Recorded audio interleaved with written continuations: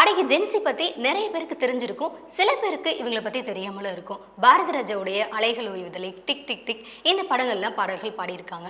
இந்த படங்கள் மட்டும் இல்லாம ஜானி, உல்லாச பறவைகள் அப்படின்னு நிறைய படங்களுக்கு பாடல்கள் பாடியிருக்கிறாங்க. இவங்களுடைய குரல் இயக்குனர் பாரதி ராஜாவுக்கு ரொம்பவே பிடிச்சு போனதுனால இவங்களுடைய குரலுக்கு இயக்குனர் பாரதி ராஜா ரசிகராகவே ஆயிட்டாரு. அது மட்டும் இல்லாம இயக்குனர் பாரதி ராஜா இயக்குற படங்களுக்கு பாடல் பாடுறதுக்கு பாரதி ராஜாவுடைய முதல் சாய்ஸ் பாடகி ஜென்சியா தான் இருக்கும். இந்த அளவுக்கு இனிமையான குரலுக்கு சொந்தக்காரராக இருந்த பாடகி ஜென்சி தமிழ் சினிமாவை விட்டு ஓரங்கட்டப்பட்டது ஏன் அப்படின்ற விஷயத்தை பத்தி இந்த நிகழ்ச்சியில் திரைப்பட தயாரிப்பாளர் மற்றும் இயக்குனருமான சித்ரா லட்சுமணன் சார் நம்ம கூட ஷேர் பண்ணியிருக்காங்க.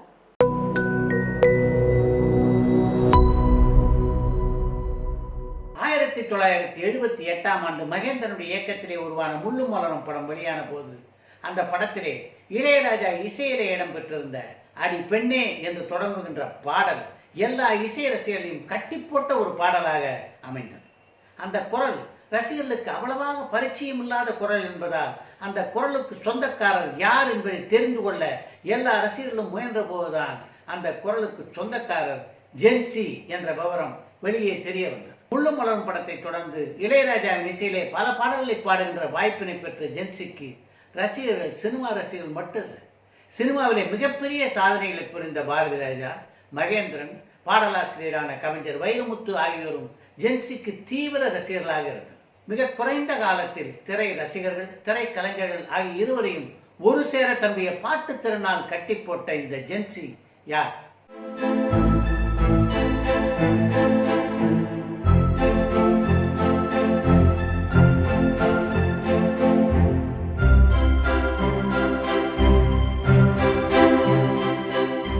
ஆயிரத்தி 1963ஆம் ஆண்டு மே மாதம் 13ஆம் தேதி அன்று கேரள மாநிலத்திலே உள்ள கொச்சியிலே ஒரு இசை குடும்பத்திலே பிறந்தவர் தான் ஜென்சி. சின்ன வயசுலேயே அவருக்கு இசையிலே ஆர்வம் இருப்பதை தெரிந்து கொண்ட அவருடைய தந்தை அந்தோனி சிறுமியான ஜென்சியை ஒரு இசைப்பள்ளியிலே சேர்த்தார். தம்பி 5வது வயதிலேயே சர்ச்சிலே பாடத் தொடங்கிய ஜென்சி 10வது வயதில் மேடை கச்சேரிகளில் பாடத் தொடங்கினார். எஸ் ஜானகி, பி சுசிலா ஆகியோர் மலையாள படங்களிலே பாடிய பாடல்களை சிறுமியான ஜென்சி மிகவும் அழகாக பாடுவதை பார்த்த பல மலையாள இசையமைப்பாளர்கள் திரைப்படங்களிலே பாடுவதற்கு ஜென்சிக்கு வாய்ப்பு தந்தார்.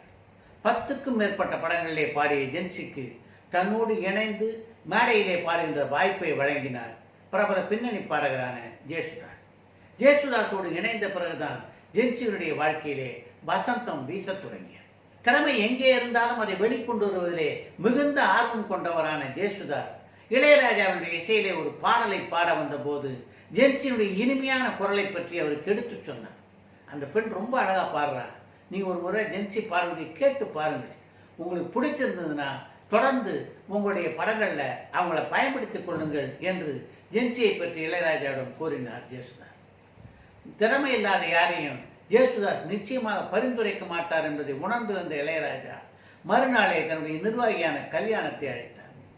ஜேசுதாஸ் ஜென்சி அப்படின்ற ஒரு பெண்ணை பற்றி என்கிட்ட சொன்னார், நீங்கள் ஜேசுதாஸுடைய மேனேஜரை கான்டாக்ட் பண்ணி அந்த பெண் எங்கே இருக்கா அப்படின்னு தெரிந்து கொண்டு அவளை நாளைக்கு வர சொல்லுங்கள் என்றார். இளையராஜாவிடமிருந்து அழைப்பு என்ற செய்தி வந்த அடுத்த நாளே இளையராஜாவை சந்தித்தார் ஜென்சி. ஏதாவது ஒரு பாட்டு பாடு என்று ஜென்சியிடம் இளையராஜா சொன்னவுடன் முதலிலே ஒரு ஹிந்தி பாடலையும் அதைத் தொடர்ந்து ஒரு மலையாள பாடலையும் பாடிய ஜென்சி அதற்கு பின்னாலே எஸ் ஜானகிக்கு மிகப்பெரிய புகழை தேடி தந்த இளையராஜாவுடைய பாடலான அன்னக்கிளி உன்னை தேடுதே என்ற பாடலை பாடினார். ஜென்சியினுடைய குரலிலே இருந்த இனிமையும் தமிழ் மொழி அவருக்கு அவ்வளவாக பரிச்சயம் இல்லாத நிலையில் அதை சரியாக பாட வேண்டும் என்பதற்காக ஜென்சி எடுத்துக்கொண்ட அக்கறையும் இளையராஜாவை பெரிதும் கவரவே வாய்ஸ் டெஸ்டுக்காக வந்த ஜென்சிக்கு அன்று மாலையே ஒரு திரைப்படத்திலே பாடக்கூடிய வாய்ப்பை வழங்கினார் இளையராஜா. திருப்புர சுந்தரி என்ற படத்திலே இடம்பெற்ற அந்த பாடலை எஸ் ஜானகியோடு இணைந்து பாடினார் ஜென்சி. ஜென்சி பாடிய 2வது பாடலாக முள்ளும் மலரும் படத்தில் இடம்பெற்றிருந்த அடி பெண்ணே என்ற பாடல் அமைந்தது. அறிமுகமான 1978ஆம் ஆண்டிலேயே 5 திரைப்படங்களிலே பாடுகின்ற வாய்ப்பை பெற்றார் ஜென்சி. அந்த ஆண்டிலே வெளியான பிரியா என்ற படத்திற்காக ஜென்சி பாடியிருந்த என்னுயிர் நீதானே என்ற பாடல் ஜென்சியுடைய மனதிற்கு மிகவும் நெருக்கமான ஒரு பாடலாக அமைந்தது. அதற்கு முக்கியமான காரணம் அந்த பாட்டை ஜென்சியுடன் இணைந்து பாடியிருந்த பாடல். தமிழ் சினிமா உலகிலே ஜென்சி அறிமுகமாவதற்கு யார் காரணமாக இருந்தாரோ அந்த ஜேசுதாஸோடு இணைந்து அந்த பாடலை பாடியிருந்தார் ஜென்சி. அதற்கு அடுத்த ஆண்டிலே பாரதி ராஜாவுடைய இயக்கத்திலே உருவான புதிய வார்ப்புகள், நிறம் மாறாத பூக்கள் ஆகிய 2 படங்களிலும் பாடக்கூடிய வாய்ப்பு ஜென்சிக்கு கிடைத்தது. புதிய வாய்ப்புகள் படத்திற்காக ஜென்சி பாடியிருந்த இதயம் போகுதே, தம்தன தம்தன தாளம் வரும் ஆகிய பாடல்களையும், நிறமாறாத பூக்கள் படத்திற்காக அவர் பாடியிருந்த 1000 மலர்களே மலருங்கள், இரு பறவைகள் ஆகிய பாடல்களையும் கேட்டதற்கு பின்னாலே ஜென்சியுடைய தீவிர ரசிகராக பாரதி ராஜா மாறிவிட்டார் என்றுதான் சொல்ல வேண்டும். அதன் காரணமாக பாரதி ராஜாவுடைய அடுத்தடுத்த படங்களிலே பெண் குரலிலே ஏதாவது ஒரு பாடல் இடம் பெற்றால் அவருடைய முதல் சாய்ஸ் ஜென்சியாகவே இருந்தது. அதன் காரணமாகத்தான் பாரதி ராஜாவின் இயக்கத்திலே உருவான அலையில் ஓய்வில்லை, டிக் டிக் டிக் போன்ற படங்களிலும் தொடர்ந்து பாடுகின்ற வாய்ப்பினை பெற்றார் ஜென்சி.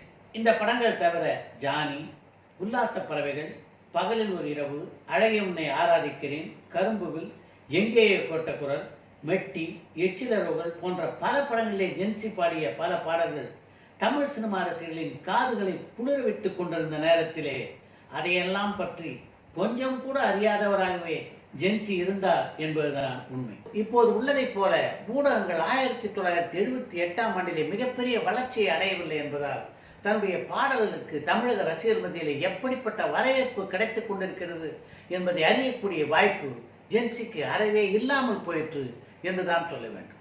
இளையராஜாவிலிருந்து அழைப்பு வந்த உடனே தன்னுடைய தந்தை ஆண்டனி அழைத்து கொண்டு சென்னைக்கு வருவார் ஜென்சி. இங்க பாடி முடிச்ச உடனே திரும்பவும் இங்கேருந்து ரயில் ஏறி கொச்சிக்கு புறப்பட்டு போவார். இப்போது உள்ளதை போல எல்லா திரைப்படமும் கேரளாவிலே வெளியாகின்ற சூழ்நிலை அப்போது இல்லாமல் இருந்த காரணத்தினால ஜென்சியுடைய பாடல்கள் இடம்பெற்ற படங்களை கூட பார்க்கின்ற வாய்ப்பு ஜென்சிக்கு பெரிதாக கிடைக்கவில்லை என்றுதான் சொல்ல வேண்டும். நீங்க மட்டும் சென்னையில வீடு எடுத்து தங்கினீங்கன்னா பல திரைப்படங்களில் பாடக்கூடிய வாய்ப்பு உங்களுக்கு வரும் என்று இசைஞானி இளையராஜா சொன்ன அறிவுரையை மட்டும் ஜென்சி கேட்டிருப்பாரே, ஆனால் பல 100 படங்களிலே நிச்சயமாக பாடக்கூடிய வாய்ப்பினை அவர் பெற்றிருப்பார். ஆனால் ஜென்சியுடைய தந்தையான ஆண்டனிக்கு என்ன காரணத்தாலும் கொச்சியை விட்டு சென்னைக்கு இடம்பெயர்வதிலே ஆர்வம் இல்லாமல் போயிற்று. தென்னிந்தியாவின் சிறந்த பாடகிகளில் ஒருவராக மிகப்பெரிய உயரத்தை தொட்டிருக்க வேண்டிய ஜென்சியுடைய இசைப்பயணம் பாதியிலே முடிந்து போனதற்கு முதல் காரணம் சென்னையிலே தங்க வேண்டாம் என்று அவர் எடுத்த முடிவென்றால், இரண்டாவது காரணம் ஒரு பள்ளியிலே இசை டீச்சர் வேலையிலே அவர் சேர்ந்தார். அப்படி ஒரு முடிவை ஜென்சியும் அவரது குடும்பத்தினரும் எடுப்பதற்கு காரணமாக இருந்தது பி. சுசீலாவும் எஸ். ஜானகியும். அப்போது தமிழ் சினிமாவிலே மிகுந்த செல்வாக்குள்ள பாடகிகளாக பி. சுசீலாவும் எஸ். ஜானகியும் இருந்தனர். அவங்களை மீறி தனக்கு எங்கே வாய்ப்பு வரப்போகிறது என்ற எண்ணத்திலே தான் அந்த பள்ளியிலே இசை டீச்சர் வேலையை ஏற்றுக்கொண்டார் ஜென்சி. அப்போது எஸ். ஜானகி, பி. சுசீலா ஆகிய இருவருமே தமிழ் சினிமாவிலே மிகுந்த செல்வாக்குள்ள பாடகிகளாக இருந்தது உண்மைதான் என்றாலும் அவர்களை தாண்டி வளரக்கூடிய வாய்ப்பு ஜென்சிக்கு பிரகாசமாக இருந்தது. ஆனால் அதை ஜென்சிக்கு எடுத்துச் சொல்லத்தான் ஆட்கள் இல்லை என்று சிலர் சொன்னாலும் தமிழ் சினிமா உலகிலே ஜென்சியுடைய பயணம் தடைப்பட்டதற்கு இவைகள்தான் காரணம் என்பது ஏற்றுக்கொள்ளக்கூடிய ஒன்றாக இல்லை என்பதுதான் உண்மை. ஒரு காலகட்டத்தில் நான் இனி தொடர்ந்து பாடப்போவதில்லை என்று ஜென்சி அறிவித்து விட்டார். அதன் காரணமாகத்தான் தமிழ் படங்களிலே பாடக்கூடிய வாய்ப்பு அவருக்கு கிடைக்கவில்லை என்று சிலர் கூறுவதை உண்மை என்று எடுத்துக்கொண்டாலும் அவர் அப்படி கூறியது உண்மையா இல்லையா என்பதை ஜென்சியிடம் கேட்டு தெரிந்து கொள்ள முடியாத அளவிற்கு தொலைதூரத்துக்காக ஜென்சி சென்று விட்டார். கொச்சியில தானே குடியிருந்தார். அப்படிப்பட்ட நிலையிலே ஜென்சியை தொடர்பு கொண்டு எந்த ஒரு இசையமைப்பாளரும் நீங்கள் அப்படி ஒரு அறிவிப்பை வெளியிட்டது உண்மையா என்று கேட்டு தெரிந்து கொண்டிருக்கலாமே என்பதை எண்ணி பார்க்கும் போதுதான் ஜென்சி தமிழ் சினிமாவிலே ஓரம் கட்டப்பட்டதற்கு பின்னாலே ஒரு மிகப்பெரிய மர்மம் இருக்கிறது என்பதை நம்மாலே புரிந்து கொள்ள முடிகிறது. இதுல வேடிக்கை என்னவென்றால் நம்மை போலவே அந்த மர்மம் என்ன என்பதை அறியாதவராக ஜென்சியும் இருப்பதுதான்.